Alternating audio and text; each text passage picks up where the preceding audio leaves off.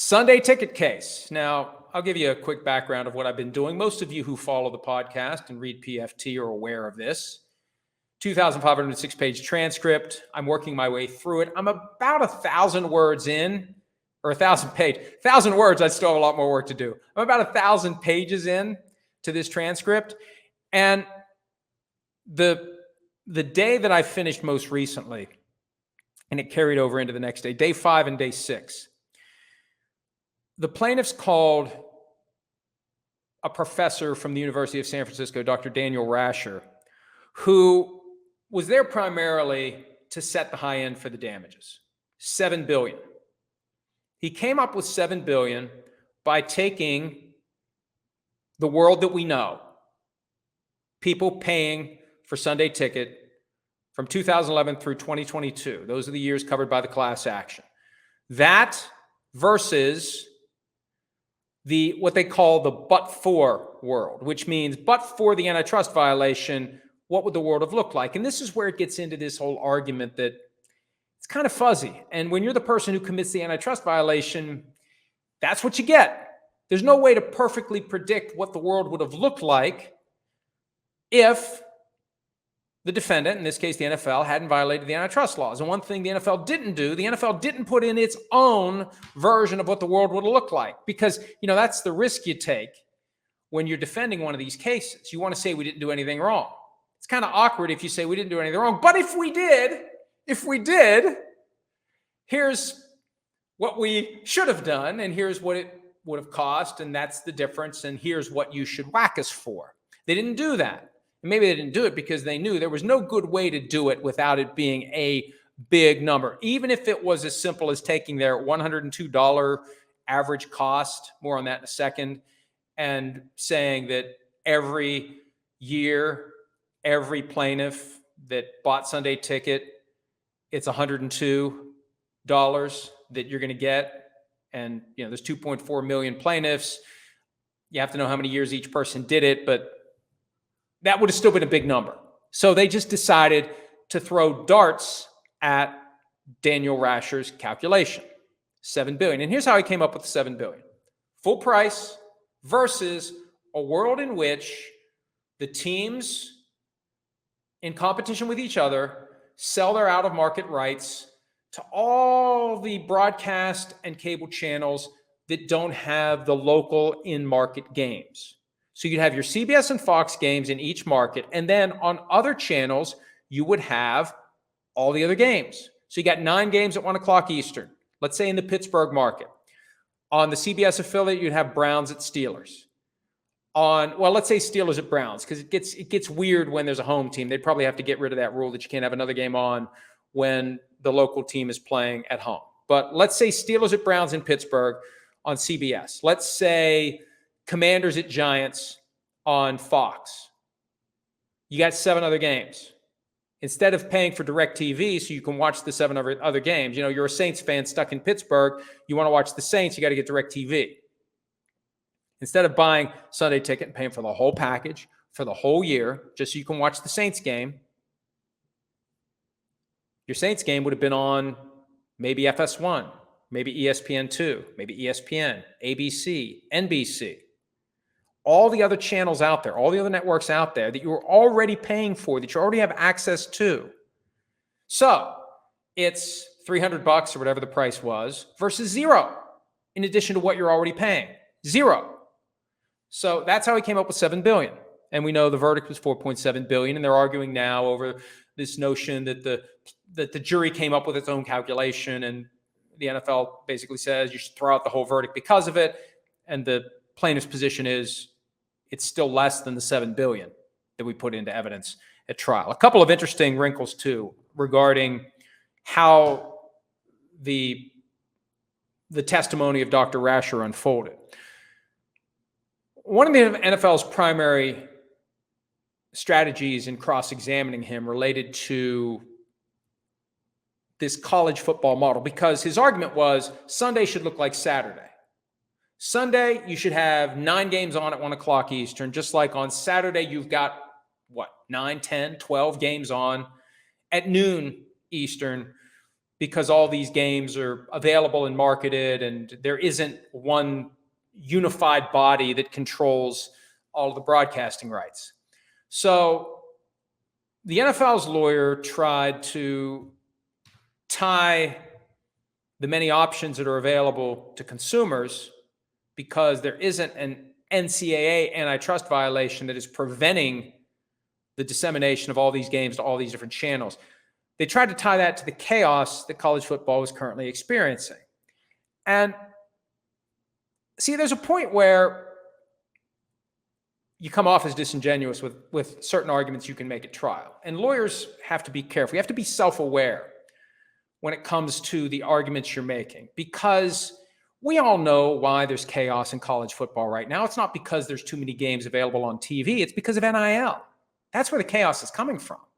It's NIL. It's creating a disparity, and it's throwing everything out of whack, and you've got conference realignments. Everybody's going where the money is. All the teams with money and with the money to buy the players directly or indirectly are coming together. That's where the chaos is coming from. So you get one college football fan on that jury, and they're going to know that that's a bullshit argument. That's not good for the NFL. So they're also trying to tie it to the idea that, and I think this comes out later in the trial, that if you force the teams to compete when it comes to the out-of-market package, you're going to create massive imbalances, and the salary cap implodes, and there's no competitive balance. And, you know, one of the things Dr. Rasher said, and it harkened back to the opening statements, there was a study that the NFL conducted at some point that showed there isn't a strong correlation between the salary cap and winning and losing. Look at the Patriots. Look at the Chiefs. You got guys that will take less, and that blows up the whole notion of a salary cap ensuring competitive balance across the board. It just doesn't. Bad teams stay bad and good teams stay good. And it's all driven by who's got the best quarterbacks. So yes, any given Sunday in the NFL, but is it really a product of the salary cap, or is it a product of the reality that, you know, you've got the best of the best football players in the world clustered onto 32 teams, and they're all going to be pretty good. No matter how you go about paying the players, the draft system and the 4 years that go along with it, with these young players coming in, you got a chance to have a pretty good team, even if you're spending to the minimum, even if there wasn't a minimum, and you could just spend as little as you want, just have a team fully made up of draft picks, you could still have a fairly competitive football team. Another thing from, this is day 6 of the transcript, the judge was getting upset at this point, and it'll be interesting to see what happens as I go with the remaining 1,506 pages, how many of the times the judge kind of erupted, because it was later in the trial and it made AP wire service news when the judge got upset with the plaintiffs and was talking about throwing out the case. His most significant outburst, and it wasn't ranting and raving, but he made it clear to the two sides, hey, look, I gave you 25 hours per side to put in your cases. I might have given you too much, because this is getting very repetitive. It's the same stuff over and over again that these witnesses are testifying to. And he made the quote at one point, the jury knows what went on here. They know what went on. So I'm going to be paying very close attention to the rest of the transcript to see how many more times the judge makes that point. Because when you're a lawyer in a courtroom and the judge is in charge of it, it's a good idea to comply with whatever the judge wants you to do. And sometimes the signals are subtle, and sometimes they're not. Here, it's not subtle. Tighten it up, wrap it up. The jury knows what happened. Go back and look at your witness list. There's guys that you're going to call. Maybe you don't need to call them. We know what happened here. You know, on one hand, the plaintiff, and it's clear. It's clear. Fox and CBS hated Sunday Ticket. They despised it. It was an existential threat to the Fox NFL business. That's what Larry Jones, longtime Fox executive, said on the 4th day of trial. So the NFL required Sunday Ticket to be priced at a certain level. So a certain number of fans would say, I'm not paying for that. I'll just watch the games they give me. That's the case because the NFL, operating as 32 independent businesses coming together, sold that package as a unitary entity to DirecTV. That's the antitrust violation. That's it. So it's proven. And we put in $7 billion as the high end. That's it. And I wish that would have been it. I wouldn't have 1,500 more pages of transcript to read if that had been it. One last thing. I was thinking about saving this for another day, but I'm going to mention this now because I've been trying to think of, and I invite you out there to come up with your own thoughts, and you can send them to me at Florio@profootballtalk.com. What would the NFL do if at the end of the day here, they can no longer do Sunday Ticket the way it's been done? If they would have to do the college football model and sell the rights individually.